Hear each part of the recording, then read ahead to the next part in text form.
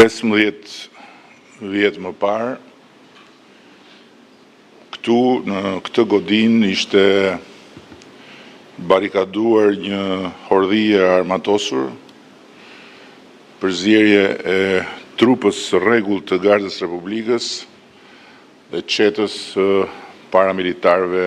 famkëqin të kryeministrit. Godina ishte përforcuar me tela me gjëmba, shtrirë gjithandej pas atij gardit të shëmtuar, dhe hekurave që rrethonin kryeministrin, qysh pas sulmit armatosur të 14 shtatorit 1998, pjesë e cilit ishin edhe disa nga të barikaduarit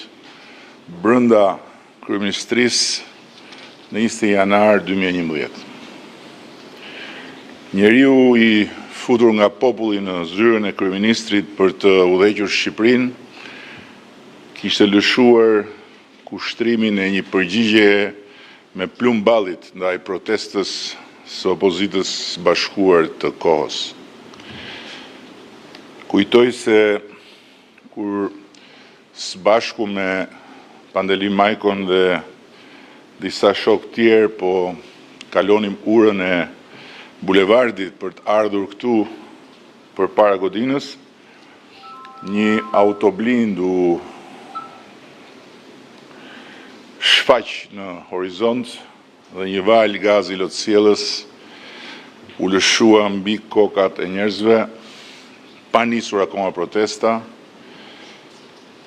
duke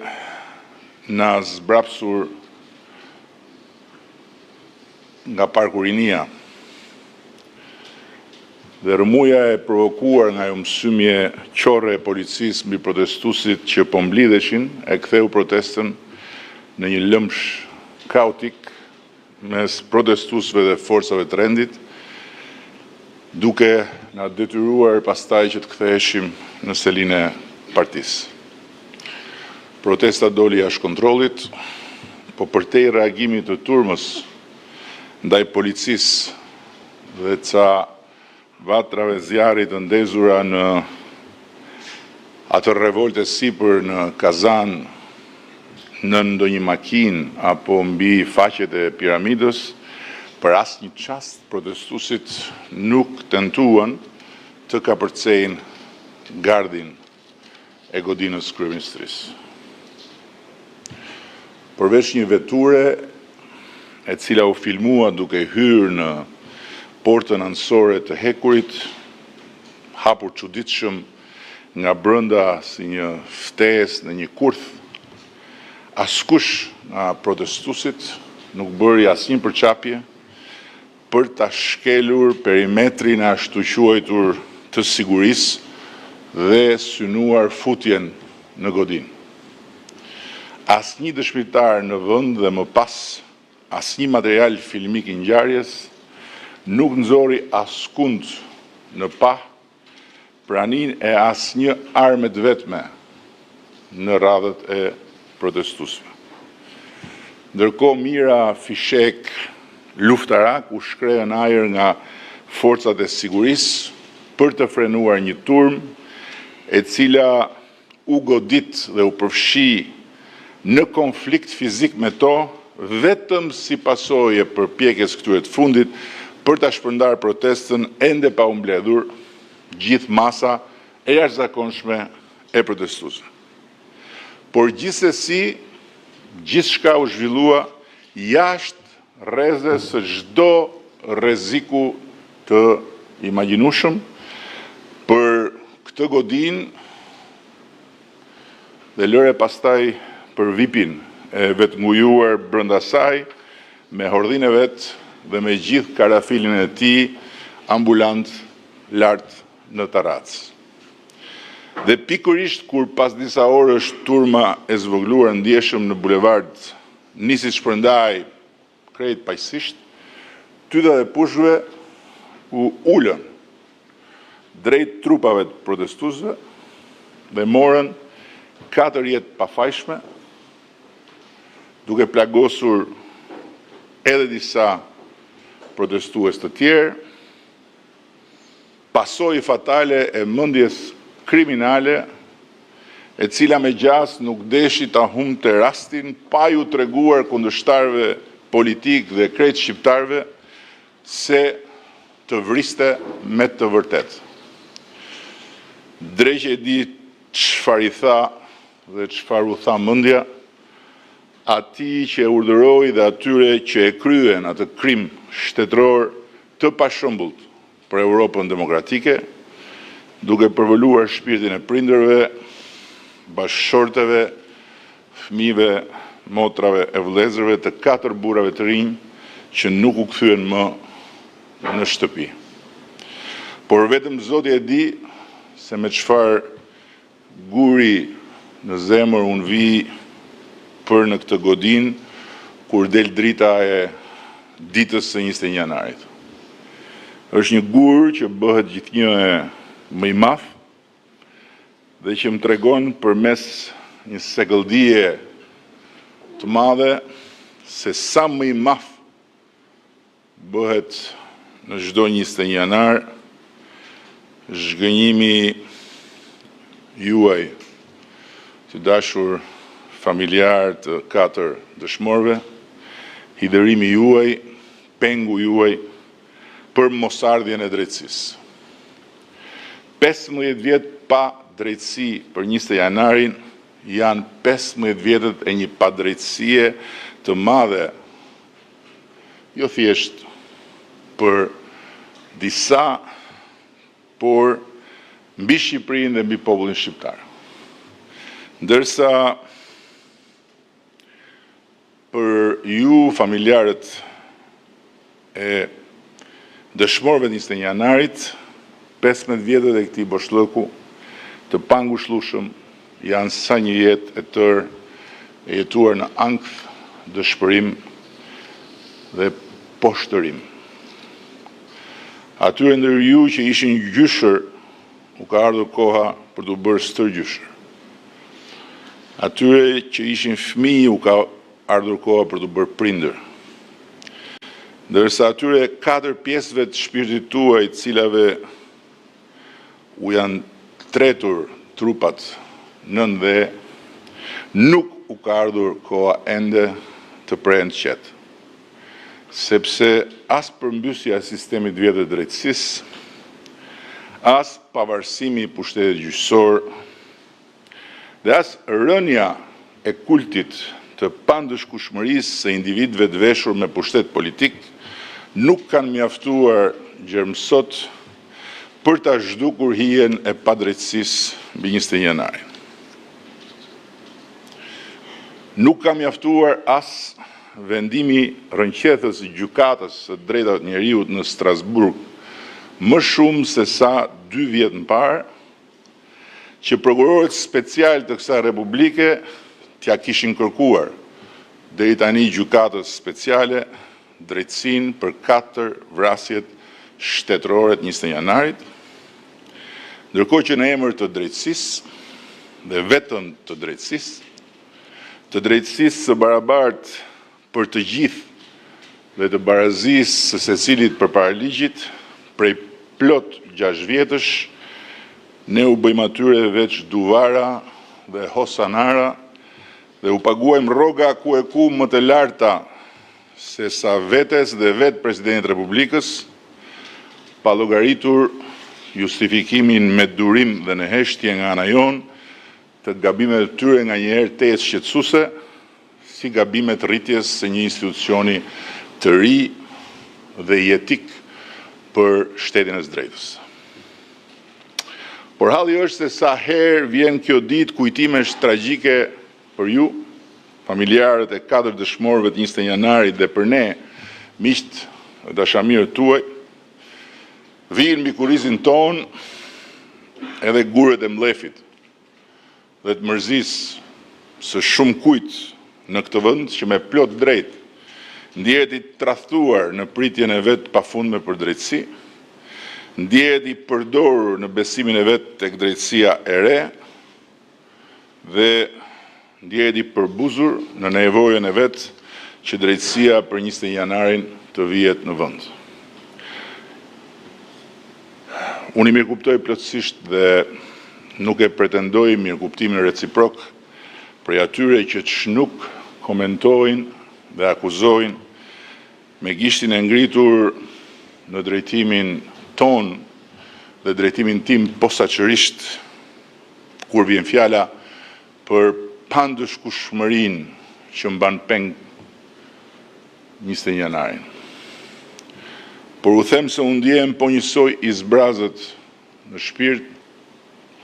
dhe i dobët në pozit, kur shoh se si kaloi dhe një vit tjetër dhe 21 janari rierdhi. Përsëri me hijen përqeshse të padrejtësisë madhe mbi shpinën e vet. Sot burgjet e Shqipërisë mbajnë me taksat e shqiptarëve më shumë të paraburgosur, do me thënë njerëz të plasur në përqeli pa gjyq, sesa njerëz dënuar me vendim gjykate të formës prerë. Dhe një pjesë e madhe e të paraburgosurve janë viktima të karshillëkut hatashëm ndaj lirive dhe drejtave të njeriut, nga ana e prokurorëve të çdo niveli dhe gjykatësve që shpesh i vjen nga mbrapa prokurorit si delja dashit përçor. Një panoramë trisht e një drejtësie të dhunuar, ku 21 janari është ana tjetër e medaljes, ajo e drejtësisë së vonuar.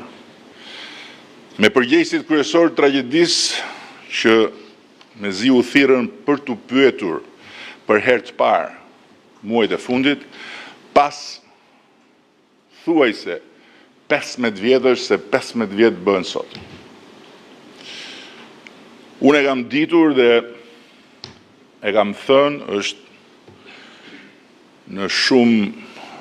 kronika apo intervista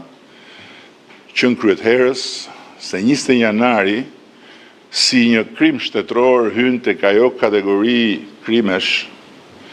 për cilat historia na mëson se drejtësia vonon shumë. Por ama nuk haron kurrë. Është shumë interesante historia e krimeve shtetërore, sepse nuk rezulton asnjë krim shtetëror i pandëshkuar. Por, nga ana tjetër, është shumë evidente në analet e asaj historie se sa shumë vonon ndëshkimi për një krim shtetëror. Por ama edhe me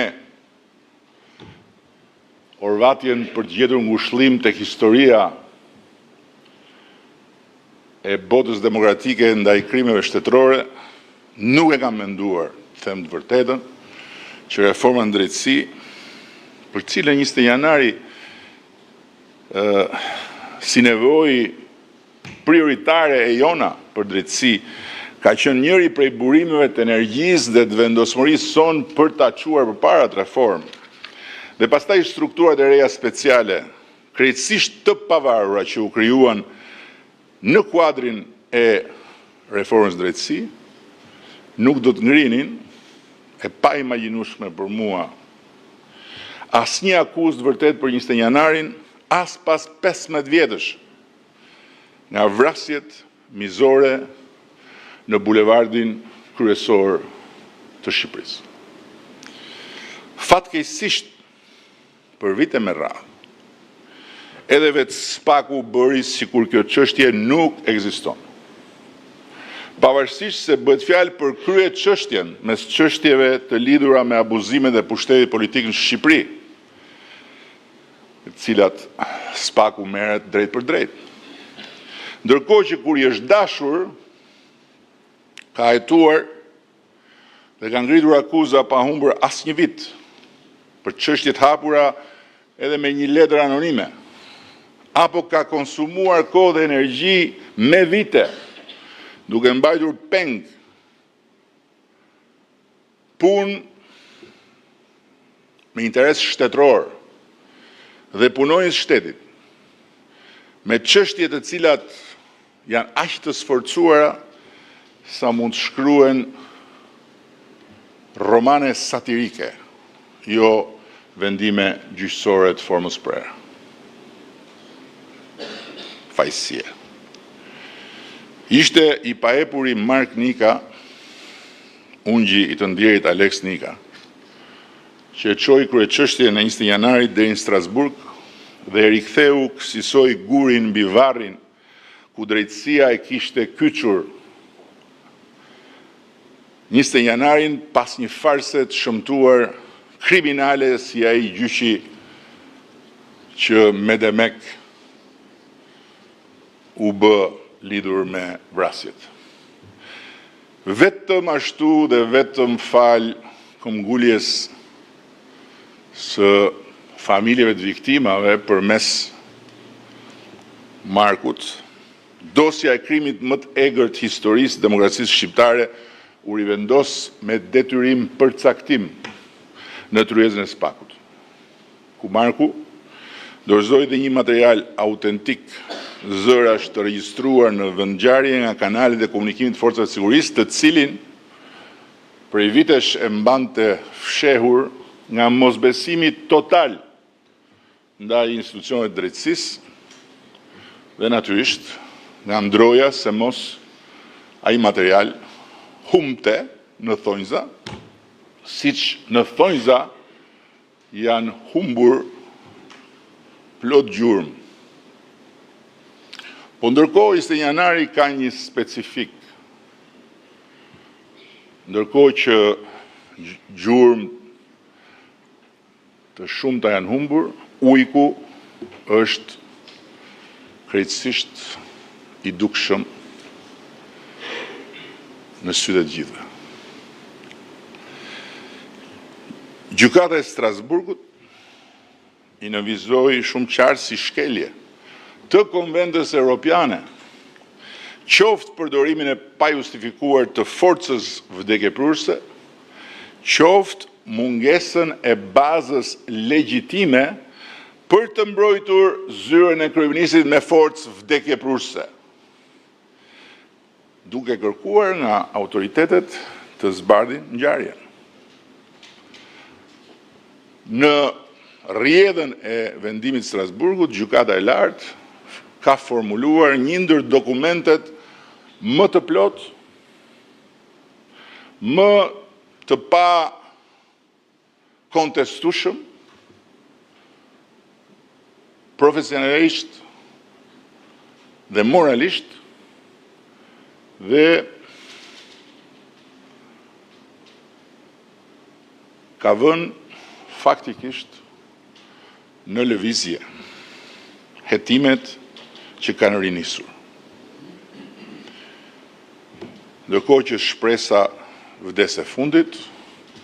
ndërsa nevoja për drejtësi nuk vdes kur, edhe kur vdes shpresa. Dhe megjithëse unë nuk e di dot, edhe sa vite të kërkoj fundi i padrejtësisë ulëritëse mbi 20 janarin, mbi familjet tuaja, mbi çdo që do drejtësi për Aleksin, Ziverin, Hekuranin dhe Faikun, di me siguri që ulërima e kësaj padrejtësie nuk do të shuhet asnjëherë. Dhe nevoja për drejtësinë e munguar për këtë tragjedi të madhe do të triumfoj me se zbën. Lejoni ta mbyll duke ndarë me ju sinqerisht të vërtetën time lidhur me përgjegjësinë tonë ndaj jetëve të sakrifikuara të 4 dëshmorëve tanë dhe me zotimin tonë për të bërë drejtësi për 20 janarin. Ne e kemi mbajtur me dinjitet të lartë atë përgjegjësi dhe nuk e kemi tradhtuar asesi zotimin solemn përderisa duke pavarësuar drejtësinë nga pushteti politik dhe duke ngritur spakun dhe gjykatën speciale, kemi krijuar për herë të parë qysh nga krijimi i shtetit shqiptar kushtet për fundin e pandëshkueshmërisë me ligj, jo me zakon. përmes organeve të drejtësisë, jo përmes partisë dhe qeverisë. Ky është fakti, këtë se luan topi, dhe kush kërkon nga ne pse nuk është bërë drejtësi për 20 janarin, të shikoj tek stacioni i trenit, jo tek kjo godin. Sepse nga kjo godin ka dalë bërthama e reformës në drejtësi dhe në godinën përballë është çelur ajo bërtham dhe në godinën e parlamentit është bekuar ajo farë e drejtësisë së pavarur nga pushteti politik. Dhe nuk është pushteti politik as i qeverisë, as i shumicës parlamentit apo i gjithë parlamentit po të doni, as i partisë apo i gjitha partive po të doni, që duhet bëj punën në kanalet e hetimeve dhe në sallat e gjyqeve. Është një pushtet tjetër që duhet i bëj këto. Dhe ky është një fakt që